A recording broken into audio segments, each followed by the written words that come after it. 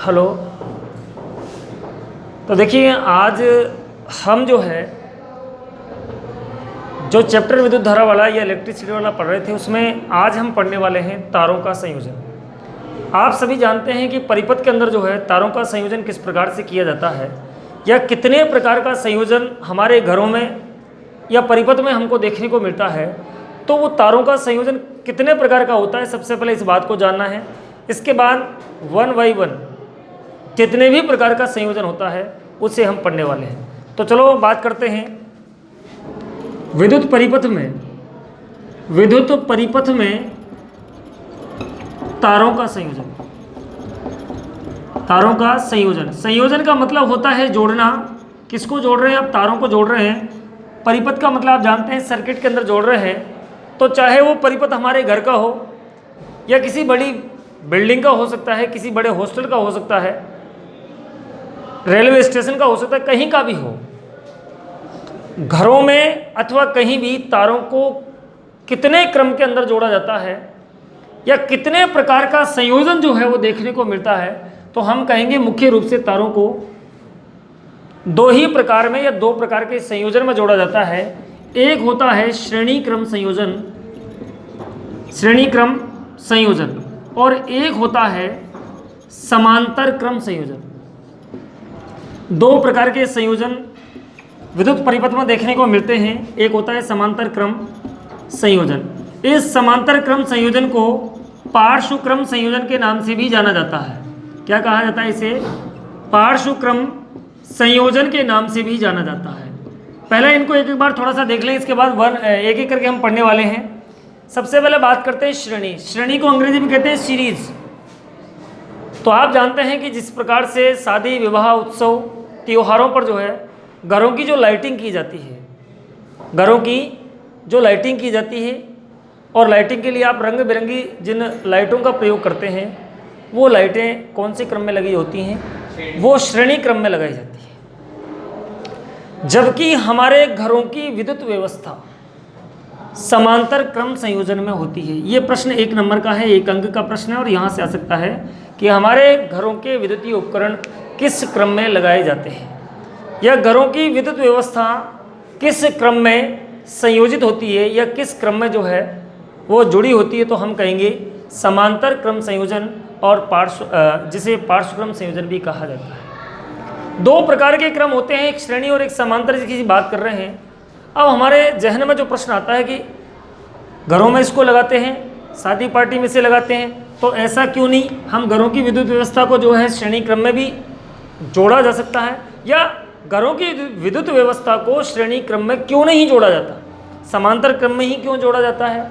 इसके बारे में पूर्व में भी मैंने आपको अवगत करा दिया था कि श्रेणी क्रम संयोजन का सबसे बड़ा दुष्प्रभाव जो देखने को मिलता है, या इसकी सबसे बड़ी जो कमी है, वो ये है कि इस प्रकार के क्रम में किसी एक उपकरण के खराब हो जाने या बंद हो जाने पर अन्य सभी उपकरण काम करना बंद कर देते हैं। मान लीजिए ये कोई सीरीज है, ये दिवाली के समय आपने अपने घरों पर इस तरह से लटकाई है, इस तरह से ये पूरे बल्ब लगे हुए हैं इसके अंदर। मान लीजिए यहाँ से एक बल्ब खराब हो जाता है या फ्यूज हो जाता है, तो ये यहाँ से आगे का सप्लाई पूरी की पूरी जलना बंद हो जाएगी। तो इस व्यवस्था का या इस क्रम का सबसे बड़ा दोष ये है कि किसी एक उपकरण के खराब हो जाने या बंद हो जाने पर अन्य सभी उपकरण अपना कार्य करना बंद कर देते हैं। जबकि समांतर क्रम संयोजन में ऐसा कुछ नहीं होता है। किसी भी एक उपकरण के कार्य बंद होने पर या उसके खराब होने पर अन्य उपकरणों पर कोई प्रभाव नहीं पड़ता है। मान लीजिए आपके घर में पंखा खराब हो रहा है, तो आपकी CFL जलेगी, आपका फ्रिज चल रहा होगा, आपकी LCD चल रही होगी, अदरवाइज आपके घर में जितने भी उपकरण हैं लगभग वो सब चल रहे होंगे। तो कहने का हमारा सीधा तात्पर्य है कि हमारे घरों की विद्युत व्यवस्था समांतर क्रम में ही जोड़ी जाती है।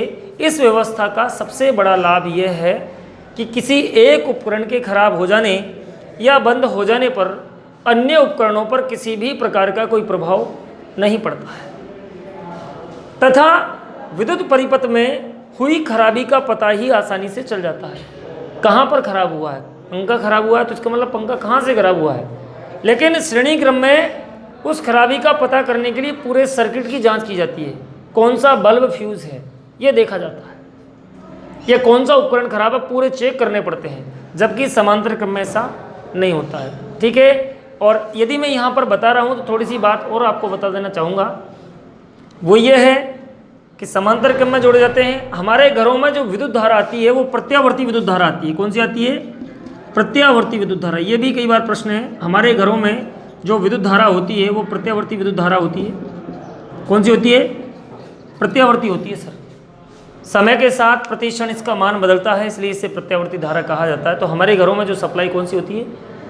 हाँ, दो प्रकार की धाराएं होती हैं, एक प्रत्यावर्ती धारा और एक होती है दिष्ट धारा, जिसके बारे में हम आगामी टॉपिक के अंदर पढ़ने वाले हैं। दिष्ट धारा को डीसी कहते हैं, इसको कहते हैं हम एसी, अल्टरनेटिव करंट और डायरेक्ट करंट। इस प्रकार से एसी और डीसी होते हैं, आप जानते हैं। ठीक है। जनरेटर जो होता है वो डीसी होता है, और हमारे घरों में जो लाइट आ रही है खंभे से वो कौन से प्रकार की विद्युत धारा है?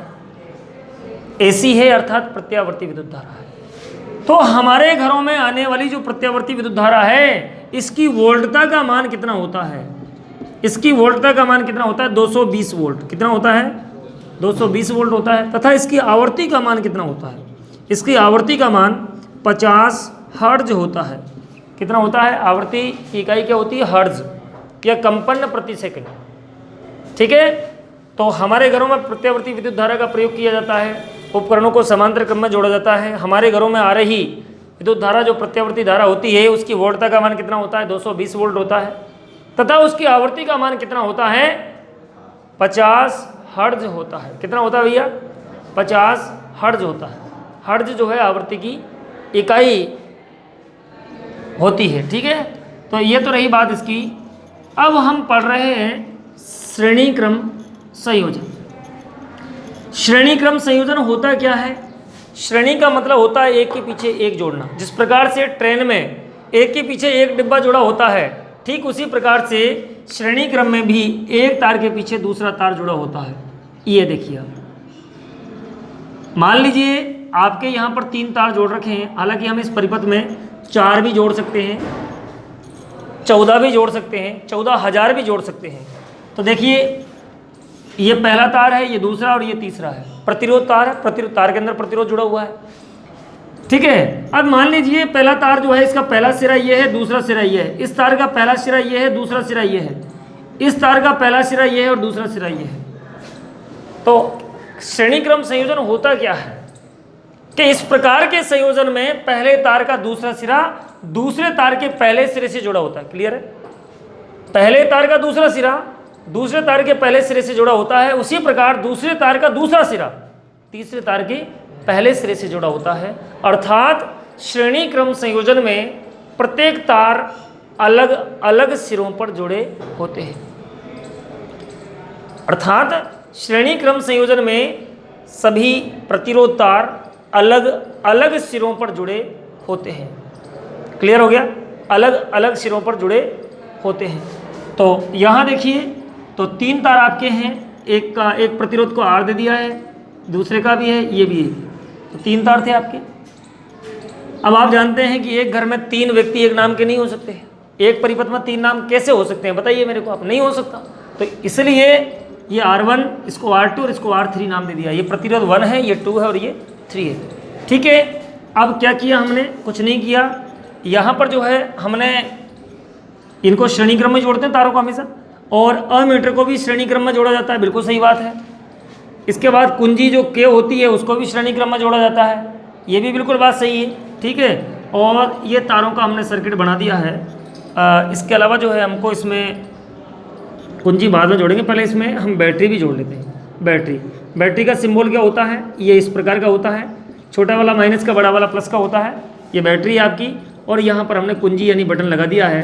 अब आप जानते हैं कि धारा प्लस से माइनस की तरफ बहती है। प्लस इधर है तो इधर से, तो ये प्लस से माइनस की तरफ बहती है। सर्वप्रथम हमने क्या किया कि प्रतिरोध R1, R2, R3, अमीटर, ये क्या है? अमीटर। अमीटर क्या होता है कि वह विद्युतीय उपकरण जो विद्युत धारा का मापन करता है उसे अमीटर कहा जाता है। किस में मापता है? एम्पियर में मापता है।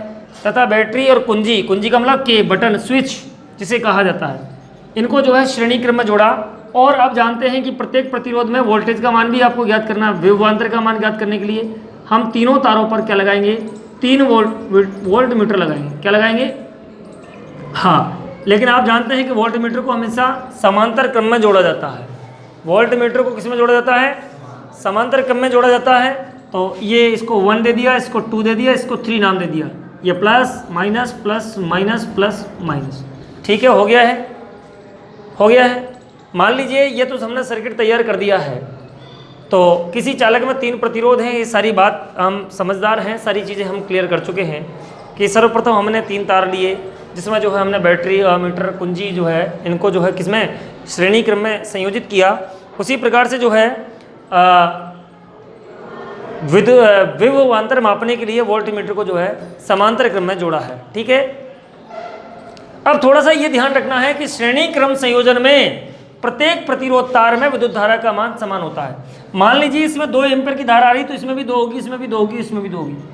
ये थोड़ा सा ध्यान रखना, दिमाग में बिल्कुल कंसेप्ट आपको क्लियर करना है कि श्रेणी क्रम संयोजन में प्रत्येक प्रतिरोधक तार में विद्युत धारा का मान समान होता है, जबकि विभवांतर का मान यानी वोल्टेज का मान अलग अलग होता है। R1 में क्या है? V1 है। R2 में क्या होगा? V2 होगा। R3 में क्या होगा? V3 होगा। ठीक है, तो श्रेणी क्रम संयोजन में सभी प्रतिरोधक तार अलग अलग सिरों पर जुड़े होते हैं तथा श्रेणी क्रम संयोजन में प्रत्येक प्रतिरोधक तार में विद्युत धारा का मान समान होता है, लेकिन प्रत्येक प्रतिरोधक तार में विभवांतर का मान यानी वोल्टेज का मान अलग अलग होता है। बात समझ में आ गई आपको?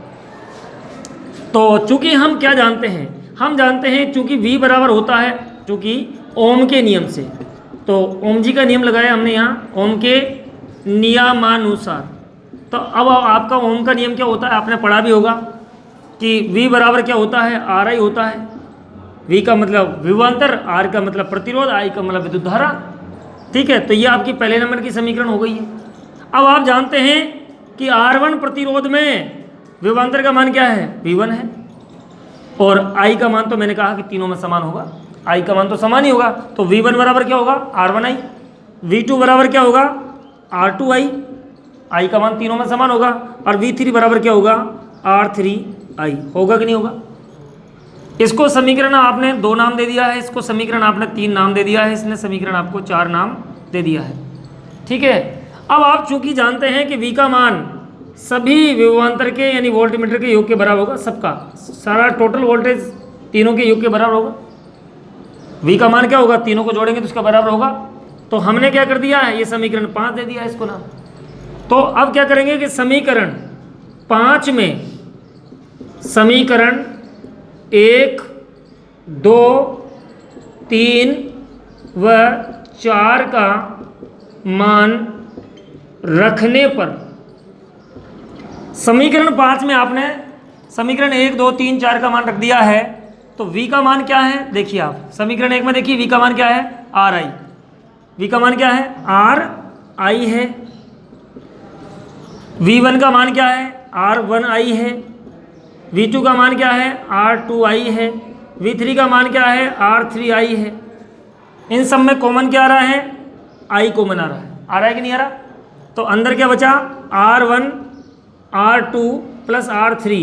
और ध्यान रहे अपन ने 3 लिए हैं, हम 3000 भी ले सकते हैं, 3 लाख भी ले सकते हैं, 3 करोड़ भी ले सकते हैं, कितने भी तार हो सकते हैं। इसलिए हम dot dot dot dot RN कर देंगे। इसको क्या कर देंगे? RN। कितने भी हो सकते हैं। अब यहाँ देख लीजिए आप R और I यहाँ बाहर, तो इस I से I कैंसिल हुआ कि नहीं हुआ? हो गया। इसलिए श्रेणी क्रम संयोजन में तुल्य प्रतिरोध, तुल्य का मतलब होता है कुल प्रतिरोध, तो तुल्य प्रतिरोध का मान जो होता है सभी प्रतिरोधों के योग के बराबर होता है, अर्थात R बराबर R1 plus R2 plus R3 होता है। क्या होता है? श्रेणी क्रम संयोजन में तुल्य प्रतिरोध, तुल्य का मतलब होता है कुल प्रतिरोध का मान सभी प्रतिरोधों के योग के बराबर होता है। तो मैं आशा ही नहीं पूर्ण विश्वास व्यक्त करता हूं कि निश्चित रूप से आपको ये समझ में आया होगा। और यदि आपको ये समझ में आया है तो निश्चित रूप से इसके जितने भी आंकिक प्रश्न बनते हैं वो हम हल कर सकते हैं। थैंक यू, धन्यवाद।